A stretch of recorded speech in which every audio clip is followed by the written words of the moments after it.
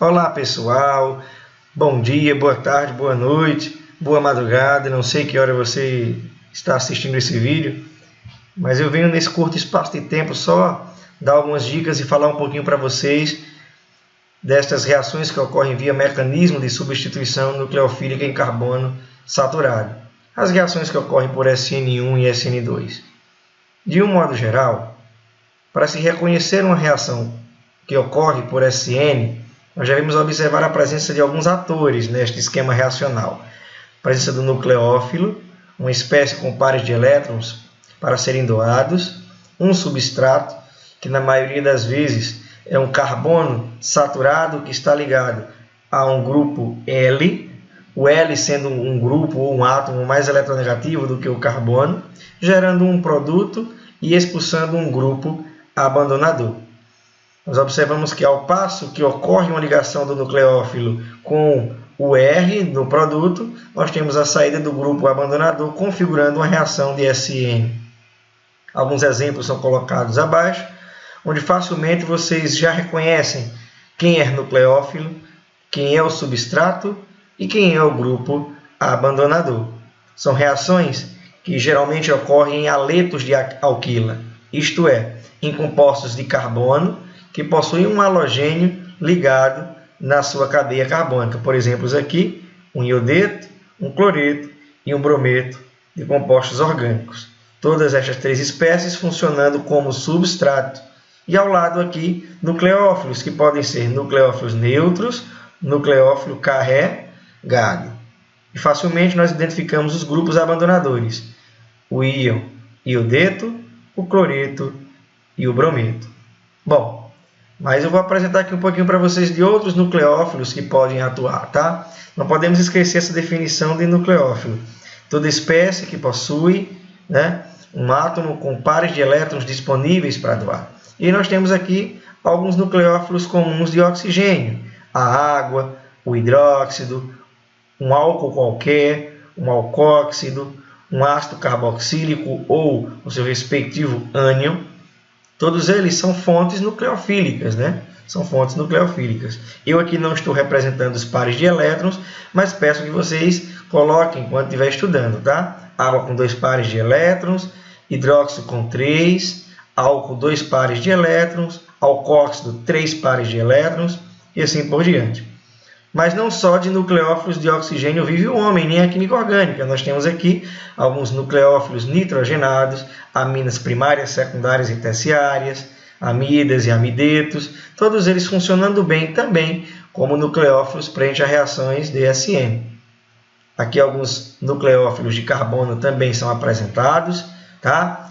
Aqui ânions acetilênicos, nitrila, organometálicos, e aqui eu chamo a atenção de vocês, como já tinha falado na lista de ácido e base, o organometálico é aquela espécie onde o carbono está ligado diretamente ao metal. E nessa circunstância, o metal ele é mais eletropositivo do que o carbono, O carbono é mais eletronegativo e adquire essa carga parcial negativa, funcionando bem também como nucleófilo, ok?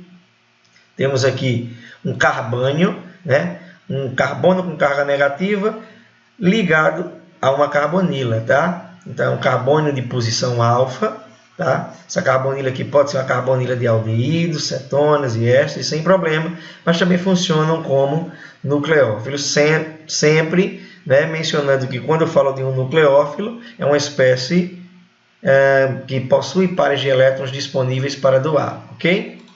Aqui, hidreto, o último exemplo de um nucleófilo também que pode ser gerado em meio reacional. A gente geralmente tem visto o hidreto como uma base, mas aqui o hidreto também pode atuar como um nucleófilo, uma espécie rica em elétrons, ok? Bom, então vamos falar aqui um pouquinho agora das reações via SN. Observa que nos experimentos realizados por Kahn e Ingold na década de 50, 60, nós observamos que, mantendo a concentração aqui de base, a concentração de hidróxido, nós temos uma relação direta entre a variação da concentração do reagente substrato e a velocidade da reação. Observa que nós temos aqui, quando a concentração do substrato é 1, a velocidade é 1. quando a concentração do CH3BR é duplicada, a velocidade também é duplicada. Já quando eu mantenho a concentração do substrato constante, vario a do nucleófilo, nós observamos que ao duplicar a concentração do nucleófilo, nós duplicamos a velocidade da reação. Ao triplicar a concentração do íon hidróxido, nós triplicamos a velocidade da reação. Isso configura uma lei de velocidade nesta reação igual a K, constante de velocidade, vezes a multiplicação de ambas as espécies reagentes, né? Tanto do substrato quanto do nucleófilo. Sendo assim, a ordem global é 2, e esse mecanismo nós podemos considerá-lo como um mecanismo via substituição nucleofílica bimolecular de ordem 2. Isto é, a velocidade da reação colocada aqui depende tanto da concentração do substrato quanto do nucleófilo. Aqui é a representação básica para vocês, só para vocês entendam. O hidróxido, que atua como nucleófilo, como espécie rica em elétrons, encontra o carbono ligado ao halogênio, um carbono que possui uma carga parcial positiva, já que entre carbono e bromo, o bromo é mais eletronegativo, adquirindo a carga parcial negativa. E aqui nós temos o carbono, né, ligado ao halogênio com carga parcial positiva, configurando aqui uma interação entre um dipolo, né, e o seu íon nucleofílico, ok? Bom, aqui nós temos o gráfico de energia, e como bem falamos, o mecanismo de SN2 é um mecanismo concertado, que envolve uma única etapa. Aqui nós observamos o ataque do nucleófilo ao carbono e a saída do grupo abandonador, do grupo brometo.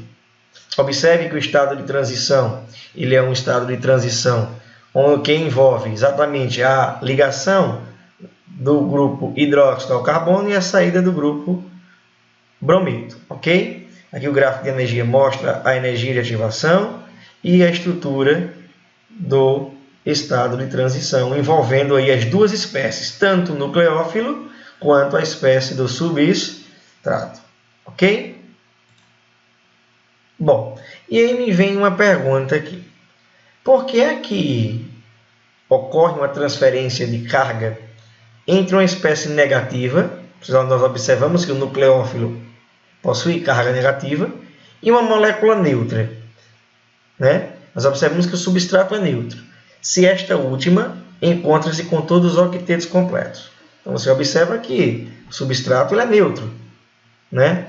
E por que há essa transferência de carga, esse ataque do nucleófilo àquele carbono ligado ao bromo? Bom, outra pergunta que pode ser levantada é: onde são alocados os elétrons do íon hidróxido, uma vez que o brometo de metila encontra-se repleto de elétrons? Por que o ataque do íon hidróxido acontece pelo lado oposto ao grupo abandonador? Não poderia ocorrer no centro da ligação CBr? Bom, eu já falei em sala de aula que o ataque tem que ser lado oposto devido à repulsão entre os elétrons do halogênio e os elétrons do nucleófilo. Uma outra possível explicação para esse ataque ocorrer por trás, né, é por conta de uma melhor interação entre os orbitais HOMO do nucleófilo e LUMO do meu eletrófilo, LUMO do meu substrato, né? Essa abordagem envolve os orbitais moleculares de fronteira, né? E a interação orbital vai ocorrer sempre entre o HOMO de um nucleófilo e o orbital LUMO de um eletrófilo. Vocês lembram o que é o HOMO? O HOMO é o orbital molecular ocupado de maior energia, quer dizer, é nele que contém elétrons. E ele vai interagir com os orbitais, com o orbital LUMO da outra espécie. O que é o orbital LUMO? É o orbital desocupado de menor energia.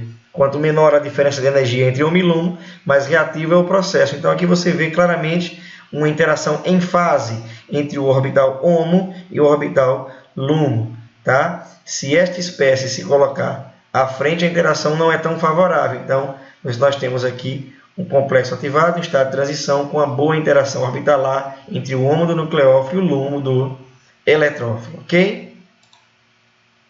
Aqui nós temos um outro exemplo de reação SN. Neste caso, a gente está tratando agora de cloreto de terbutila, é um substrato agora que não é mais metílico, né? Ele é um substrato terciário, e a água como nucleófilo da reação, gerando aqui como produto o álcool, terbutanol e o HCl. Bom, em estudos de cinética, nós observamos o seguinte: quando a concentração da água é mantida constante, como é que se relaciona a concentração do substrato e a velocidade da reação?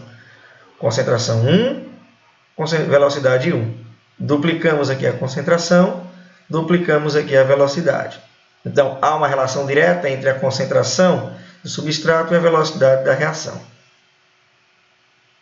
De forma análoga, ao estudar a cinética utilizando a concentração de substrato fixa e variando a do nucleófilo da água, observamos que não houve nenhuma mudança na velocidade relativa da reação. Isto é, a velocidade da reação depende somente da concentração do substrato. Ordem 1, ordem global. Nós temos aqui um mecanismo que ocorre por SN1, substituição nucleofílica unimolecular. Ok? A velocidade depende somente da concentração do meu substrato.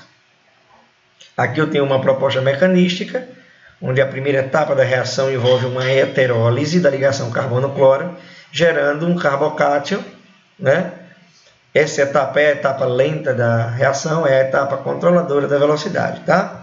Segunda etapa é a adição do nucleófilo ao carbocátion, gerando sua espécie intermediária. A terceira reação aqui, terceira etapa, digo, é um ácido-base, né? Essa espécie atua como doador de próton, essa espécie atua como receptor do próton, uma reação ácido-base de Bronsted, gerando o álcool e o HCl, tá? Como os produtos finais dessa reação. Aqui é o gráfico de energia, mostrando a etapa lenta da reação como sendo realmente a primeira etapa, exatamente a formação do carbocátion como intermediário. E aqui você tem o estado de transição desenhado para vocês, foi mostrado em sala de aula, o estado de transição dipolar que mostra somente uma espécie, a espécie do substrato, tá? Sendo coerente com a lei de velocidade que a gente observou anteriormente, onde a concentração somente do substrato é responsável aí pela atuação frente à velocidade da reação, ok? Bom, agora nós temos que observar uma situação interessante. Bom, como podemos identificar o efeito do substrato nestes mecanismos de SN1 e SN2? Então você observa aqui inicialmente que se eu pensar em mecanismo SN1, eu tenho que pensar na estabilidade de carbocátion. Tá? E eu só posso propor carbocátion que seja estável. Então, por que substrato terciário vai via SN1? Porque os substratos terciários vão gerar carbocátions terciários e eles são os mais estáveis.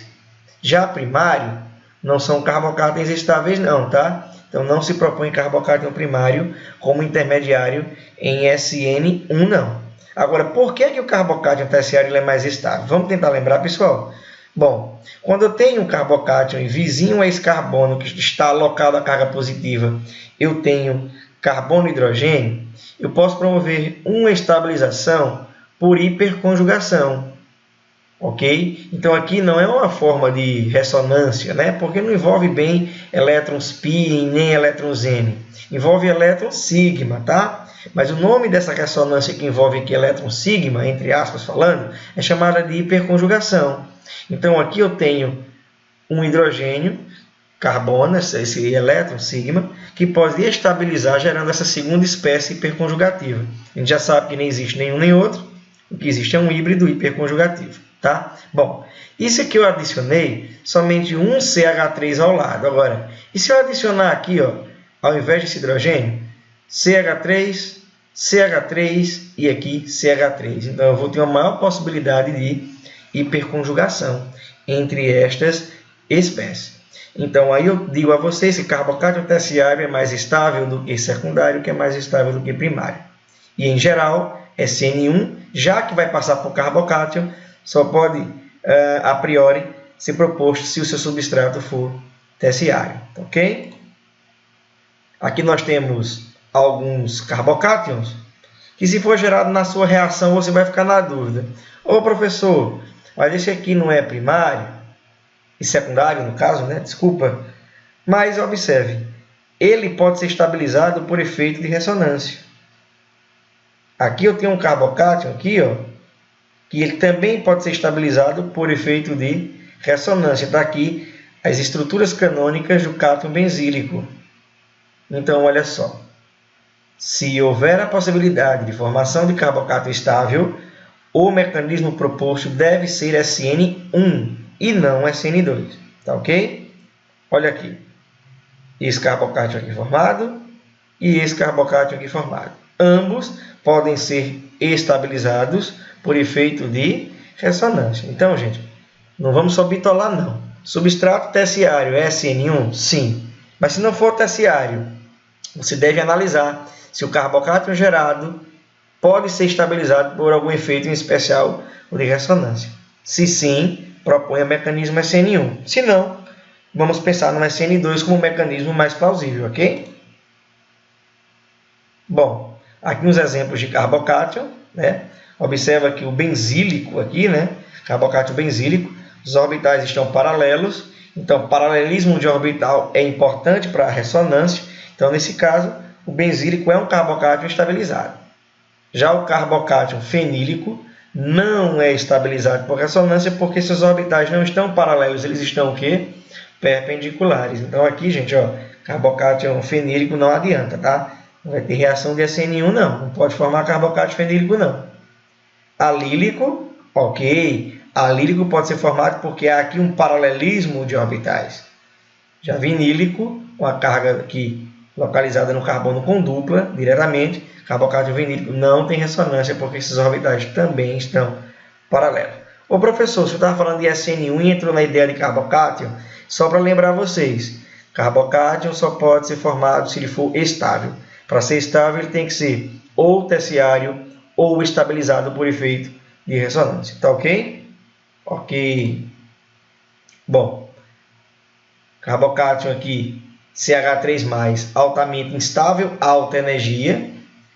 Flúor, você tem aqui uma diminuição na energia, é um carbocátion aqui que é estabilizado pelo efeito de ressonância devido ao par de elétron aqui do flúor, tá? Mas tem um efeito aí que não estabiliza tanto, que é o efeito da eletronegatividade. O efeito que a gente chama de efeito indutivo, ou efeito polar. O flúor também retira a densidade eletrônica desse carbono positivo, tornando ele mais negativo. Então essa energia não é tão baixa, tá? Tem os dois efeitos, só que um estabiliza, que é o de ressonância, o outro desestabiliza, que é o efeito polar, o efeito indutivo. Então a diminuição aqui é pequena de energia. Bom, o carbocátion aqui primário cai um pouquinho de energia, e aí o efeito de hiperconjugação entra na estabilização desse carbocátion, ok? Esse aqui com oxigênio com pares de elétrons N já é bem estável, né? De 0 aqui relativo passa a menos 48, porque agora o par de elétrons do oxigênio pode aqui fazer uma ressonânciazinha e estabilizar essa carga positiva. E o mais estável de todos é o com nitrogênio. Nitrogênio é melhor doador desse par de elétrons aqui por ressonância do que o oxigênio, tendo em vista que o nitrogênio é menos eletronegativo do que o oxigênio. Professor, aqui ocorre ressonância? Ocorre. E aqui ocorre ressonância? Ocorre. Qual dos dois é melhor? No átomo de nitrogênio. Por isso, uma energia aqui de menos 93 kcal por mol em relação ao CH3+, ok? Então são carbocátions aqui que a gente vai analisando a estabilidade, quem é mais estável ou não, e a gente vai observando que os efeitos que atuam fortemente nessa estabilização é o efeito de ressonância, tá ok?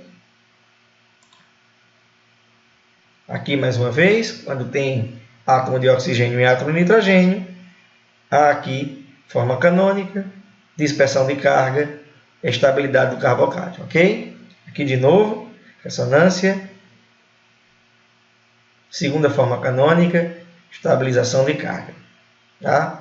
Aqui no nitrogênio, o efeito de ressonância é muito mais pronunciado, tá? Muito mais pronunciado, tá? Observa que o efeito de ressonância é estabilizador porque ocorre deslocalização de carga, tá?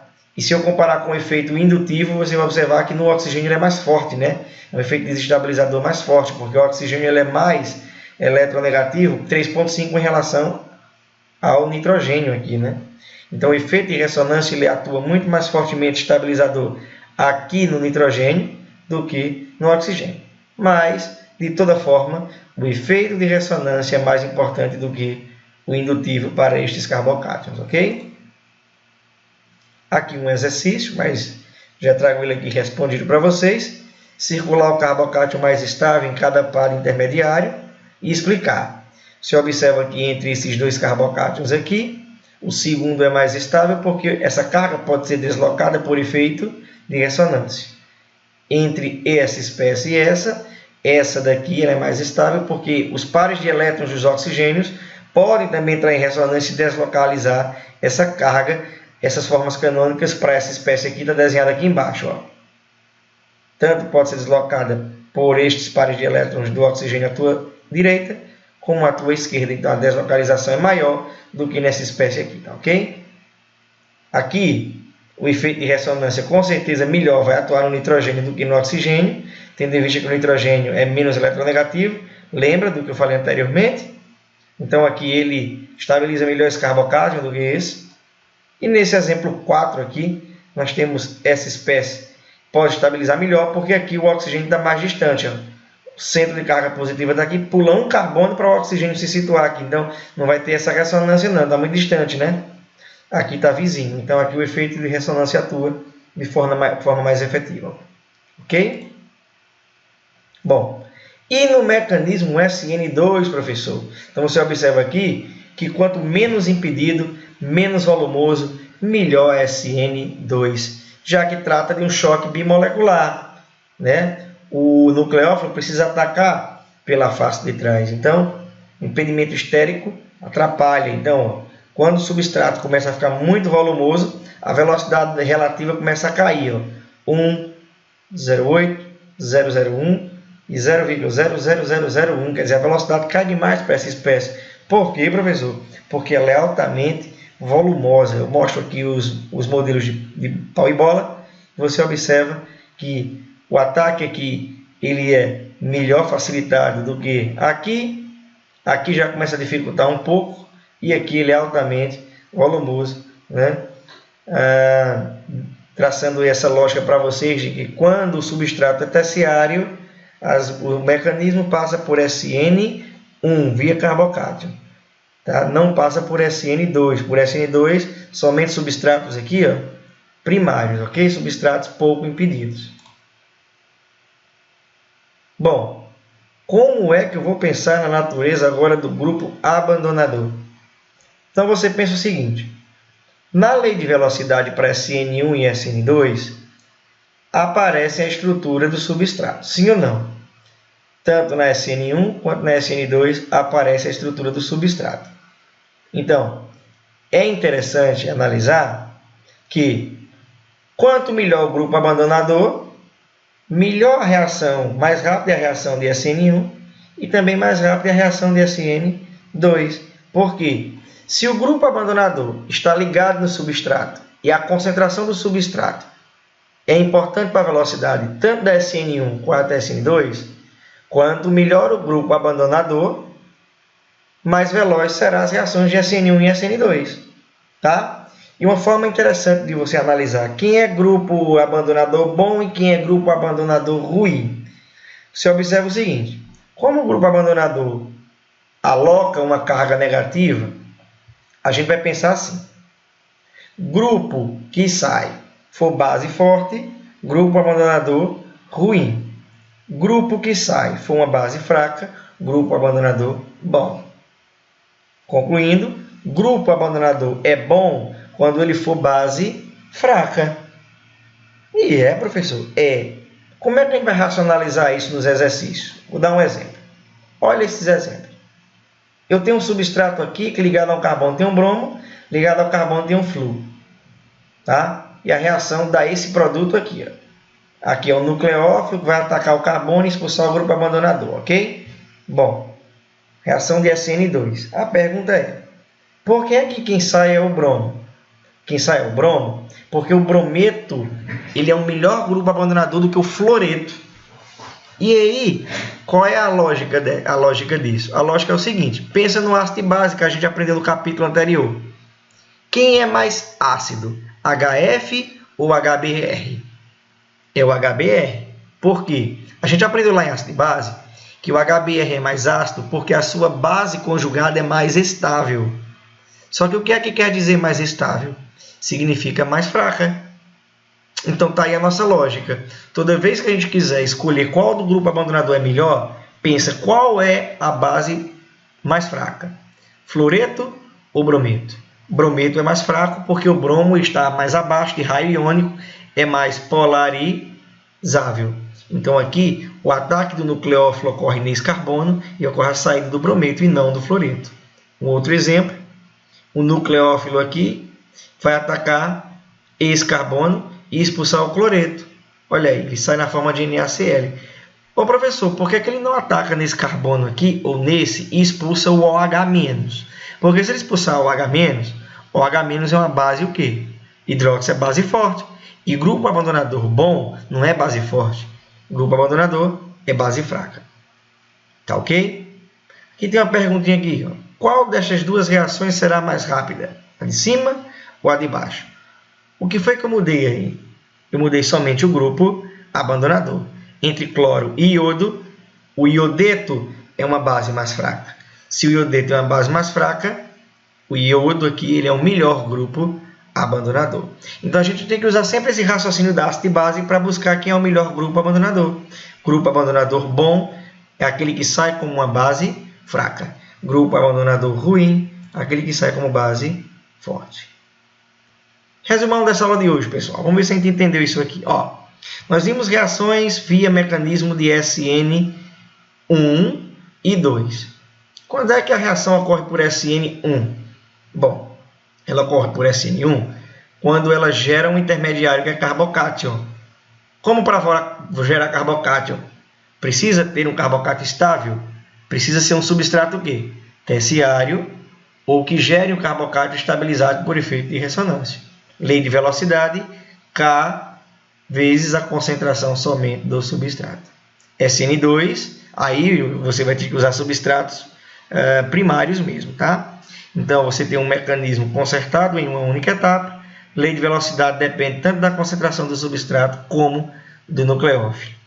E, em relação a grupo abandonador, lembra sempre, grupo abandonador bom é base fraca. Grupo abandonador ruim é base forte. Bom, espero que vocês tenham gostado desse vídeo. Foi rápido, segui corrido. Aguardo as dúvidas de vocês lá no nossa sala de tutoria, tá? Ou em sala. Um grande abraço a todos, bons estudos e até a próxima.